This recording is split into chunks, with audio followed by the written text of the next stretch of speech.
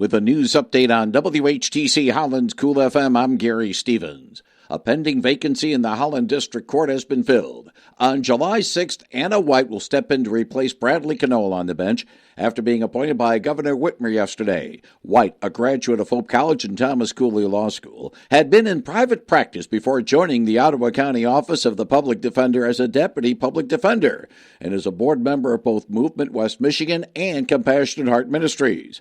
She will complete the term of the 74-year-old Knoll, who was to retire at year's end due to state judicial age limits. He had initially settled with the Michigan Judicial Tenure Commission to step down at the end of June, a half year before his term ended, following an incident in late of 2023 in which he admittedly struck his wife in a domestic altercation.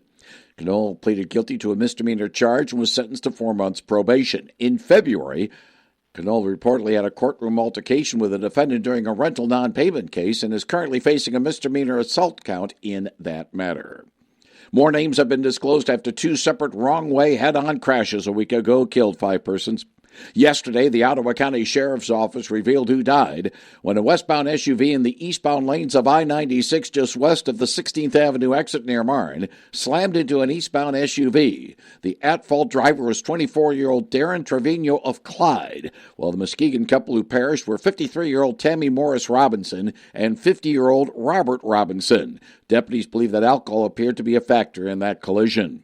Meanwhile, a life celebration service at Cook Memorial Chapel in Granville is slated today for Jessica Schmock, a 39-year-old Jenison woman who died when the sedan she was driving was struck by an eastbound vehicle on I-196 near Lane Avenue in Grand Rapids.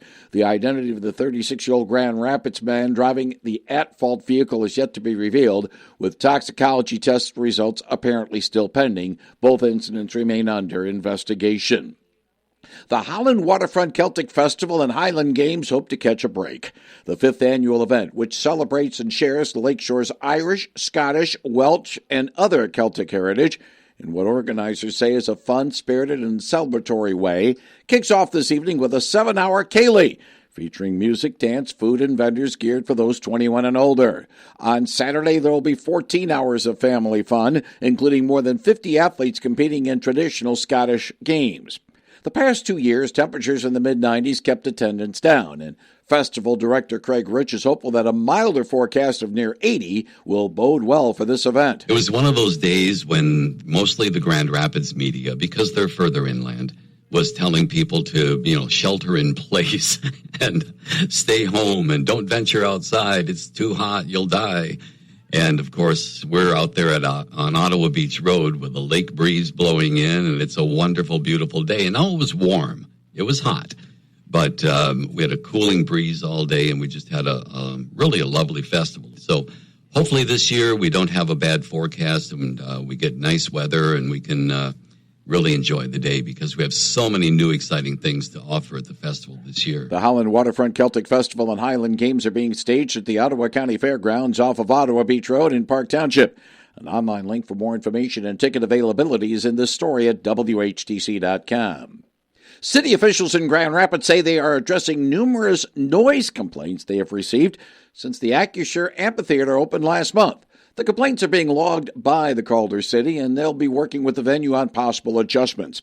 Acusure Amphitheater is exempt from Grand Rapids' noise ordinance, and concerts can keep going after 11 p.m., but residents want those changed. One woman who lives outside the city in Walker says the Machine Gun Kelly concert was so loud last week, the seat she was in at home 4 miles away vibrated. Grand Rapids Police Chief Joe Trigg is defending an officer seen on video punching a suspect in the face, but added, it never looks good. Trigg says punching someone in the face is a tactic that can be used, but it still has to be within policy and says every situation is different. 21-year-old Emran Sharifi was punched in the face during a traffic stop near the intersection of Kalamazoo Avenue and Dickinson Street when he refused to identify himself or provide that identification when police saw he was not wearing a seatbelt as a passenger. Sharifi was arrested and is charged with felony assault of a police officer causing serious injury. The Western Michigan University Board of Trustees has approved raising tuition next year by 4% for in-state students and 6% for out-of-state Broncos. It's going to raise tuition for a freshman from Michigan to nearly $16,600 a year. Trustees also voted to extend the contract to President Russ Cavalhuna by 8 years. The deal now goes through 2034. He declined a pay raise. His salary will stay at $525,000 a year. I'm Michael Arney. Kalamazoo public safety officers arrested a man on Tuesday when they pulled him over after seeing someone put a firearm in his vehicle. The arrest happened around 3:30 Tuesday afternoon on Bosca Street near Cobb Avenue. The man was found to have a stolen handgun, an automatic conversion switch, a large bottle of suspected oxycodone pills, and several bags of marijuana that were packaged to be distributed. He also had over $1,700 in cash in the vehicle. He's in the Kalamazoo County Jail on charges for resisting and obstructing officers, narcotics, and weapons. Kalamazoo Valley Community College is ending its sustainable brewing program that had been in place for over a decade in collaboration with Western Michigan University. KVCC officials say the craft brewing industry has changed and they need to follow suit. Low enrollment, declining conditions in the brewing industry also led the decision to shut down the program. Students enrolled in the sustainable brewing program will be able to finish, but no new students will be added. Unemployment rose along the lakeshore and across the state last month in not seasonally adjusted numbers disclosed yesterday by the Michigan Department of Technology, Management, and Budget. Joblessness stood at 5.2% in May, up 0.7 percentage point from April, and a tenth higher than last year. Locally, those figures stood at 4.2% for both Ottawa and Allegan counties. That's up 0.8 and 0.5 respectively from the previous month, but down 0.6 and 0.8 respectively from this time in 2025. While state officials say regional labor markets were largely influenced by seasonal labor force gains in May, Dr. Brian Long, Director of Supply Management Research with the Seidman College of Business at Grand Valley State University, believes that another factor needs to be considered. The west side of the state of Michigan is up about a full percentage point from where we were, partly as a result of the slowdown brought on by, of course, the higher interest rates, which we somewhat expected. These figures were compiled through local area unemployment statistics from the U.S. Bureau of Labor Statistics. Michigan residents can now begin requesting absentee ballots ahead of the upcoming primary election. Yesterday marked 40 days until the August 4th primary, which is when state law mandates that residents can begin requesting absentee ballots. Ballots can be requested statewide by visiting Michigan.gov. During the primary, voters will choose nominees in local, legislative, and congressional elections, as well as in a statewide election for governor.